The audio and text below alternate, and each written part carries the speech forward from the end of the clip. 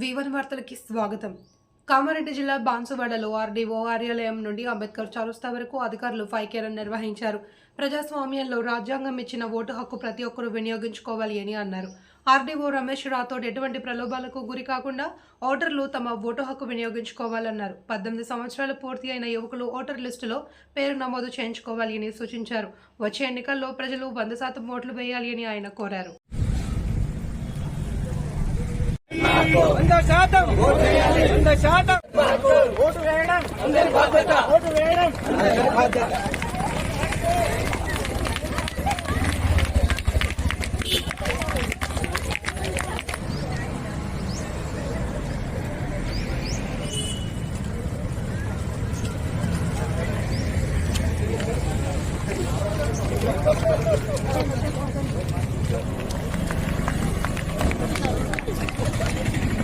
ఎన్నికల ప్రభావాన్ని నిలబడతామని మతం, జాతి, కులం, వర్గం భావం కాకుండా ప్రతి ఎన్నికలలో నిర్భయంగా ఓటు వేస్తామని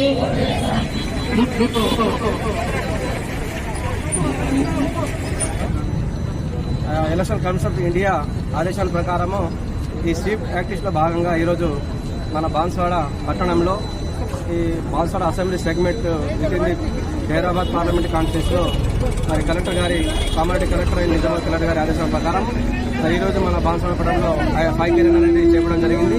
మరి మన యొక్క మే 13 నాడు మన పార్లమెంట్ ఎలక్షన్ అనేది జరుగుతుంది. మరి ఆ ఎలక్షన్ లో మనము ఈ రాబోయే సమ్మర్ సీజన్ లో, ఎందుకంటే ఎండాకాలం బాగుంది కాబట్టి ప్రతి ఒక్కరు ఓటరు 100% వచ్చి ఓటు వేయాలనే ఉద్దేశంతో ఈ ఫైకేరన్ అనేది మనం ఏర్పాటు చేయడం జరిగింది.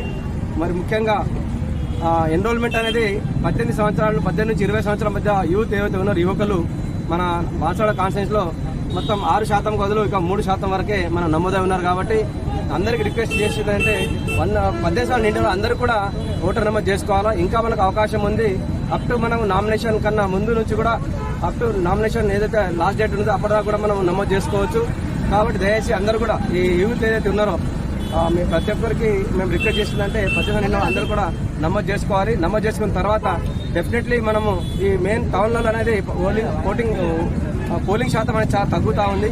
లాస్ట్ టైం మనకు 77 హైయెస్ట్ ఇక్కడ బాన్సువాడ టౌన్లో జరిగింది. కాబట్టి ఈసారి అట్లా కాకుండా మేము అన్ని ఏర్పాటు చేస్తాము. పోలింగ్ స్టేషన్లో మీకు అన్ని మధ్య కులబలం లేకుండా అందరూ కూడా ధైర్యంగా వచ్చి ఓటు వేయాలని మేము ఈ సందర్భంగా కోరుతున్నాము.